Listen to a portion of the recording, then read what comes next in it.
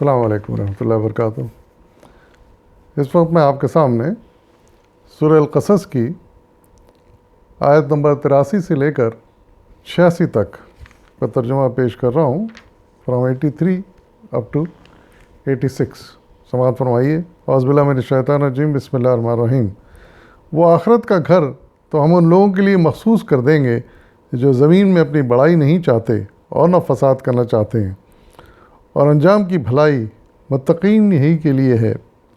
جو کوئی بھلائی لے کر آئے گا اس کے لیے اس سے بہتر بھلائی ہے، اور جو برائی لے کر آئے تو برائیاں کرنے والوں کو ویسا ہی بدلہ ملے گا جیسے وہ عمل کرتے تھے۔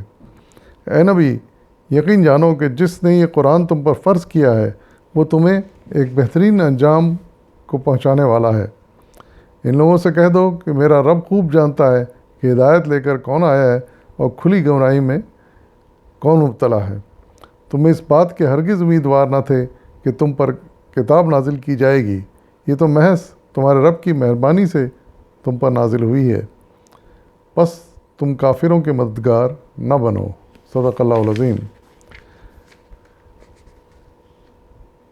ان سے پہلی جو آیات تھیں، پچھلی آیات یعنی، ان میں قارون کا واقعہ بیان کیا گیا تھا، اور اس میں بتایا گیا تھا کہ قارون ایک بہت فرعون کا ایک بہت اہم آدمی ہونے کے علاوہ ایک بہت امیر آدمی بھی تھا۔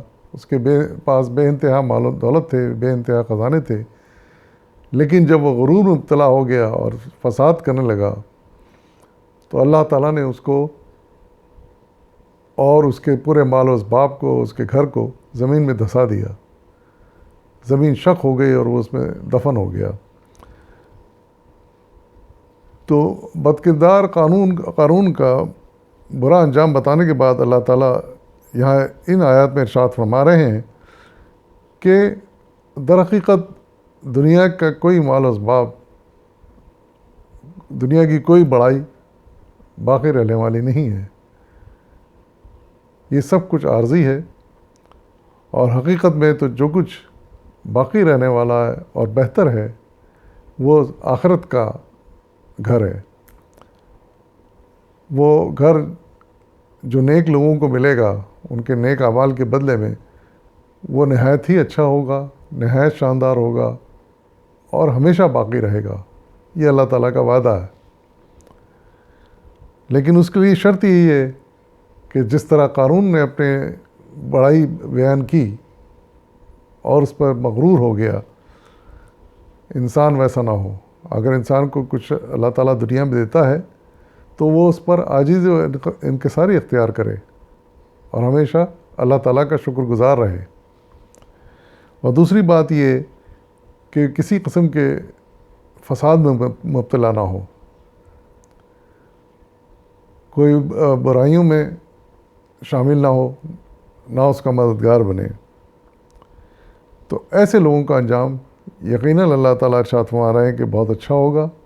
ایسے نیک لوگوں کا انجام، اور ان کو وہ آخرت کا گھر ملے گا جو نہایت شاندار ہوگا اور ہمیشہ باقی رہنے والا ہوگا، دنیا کے مال و اسباب اور گھروں کی طرح عارضی نہیں ہوگا۔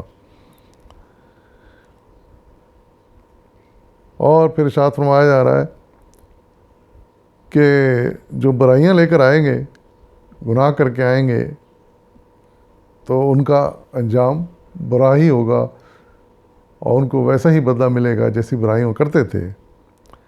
لیکن نیک لوگوں کا انجام اللہ تعالیٰ ان کی نیکی سے کئی گنا زیادہ بھی دے سکتا ہے۔ پھر اللہ تعالیٰ یہاں آگے والی آیت میں رسول اللہ علیہ وسلم سے مخاطب ہیں اور کہہ رہے ہیں کہ یہ قرآن جو تم پر نازل کیا گیا ہے اور جو تم پر فرض کیا گیا ہے، یعنی دوسرے الفاظ میں جس کا کہ سنانا، جس کا کہ بیان کرنا، جس کی کہ تبلیغ کرنا تمہارے لیے ضروری قرار دیا گیا ہے، تو اس کے بدلے میں اللہ تعالیٰ تم کو بہت اچھے انجام سے دوچار کرے گا، نہایت عمدہ انجام ہوگا، اور اللہ تعالیٰ ہر طرح کی نعمتوں سے آپ کو مالا مال کرے گا. اور پھر ارشاد فرما رہے ہیں اللہ تعالیٰ کہ اللہ تعالیٰ بہتر جانتے ہیں کہ تمہاری امتیوں میں کون بھلائی کر رہا ہے، کون برائی کر رہا ہے، کون اچھے راستے پر چل رہا ہے، تمہارے بتائے ہوئے سیدھے راستے پر جس کے کہ تم نے تبلیغ کی ہے، اور کون برے راستے پر چل رہا ہے، گمراہی کے راستے پر. یہ اللہ تعالیٰ کو اچھی طرح معلوم ہے اور ان کا انجام اسی حساب سے ہوگا. پھر ایک اور اہم بات اس میں یہاں ارشاد فرمائی گئی کہ تم اس بات کے ہرگز امیدوار نہ تھے کہ تم پر کتاب نازل کی جائے. یہ تو محض تمہارے رب کی مہربانی سے تم پر نازل ہوئی ہے. یہ ایک بہت بڑی حقیقت ہے کہ حضور صلی اللہ علیہ وسلم کو قطعی اس بات کا علم نہیں تھا کہ کوئی ایسا کلام اللہ تعالیٰ کی طرف سے نازل ہونے والا ہے ان پر. قطعی وہ اسے ناواقف تھے. اچانک یہ نازل ہوا، جیسا کہ پہلے رسولوں پر بھی ہوا ہے. آپ قرآن میں حضرت موسیٰ کا واقعہ پڑھیں کہ کس طرح وہ آگ کی تلاش میں نکلے تھے، اور وہاں انہیں جب آگ لینے اس درخت کے پاس پہنچے تو وہاں انہیں نبوت مل گئی. تو عام طور سے نبیوں کے ساتھ ایسا ہی ہوا ہے کہ اچانک انہیں نبوت ملی جس کے کہ وہ کوئی توقع نہیں کر رہے تھے.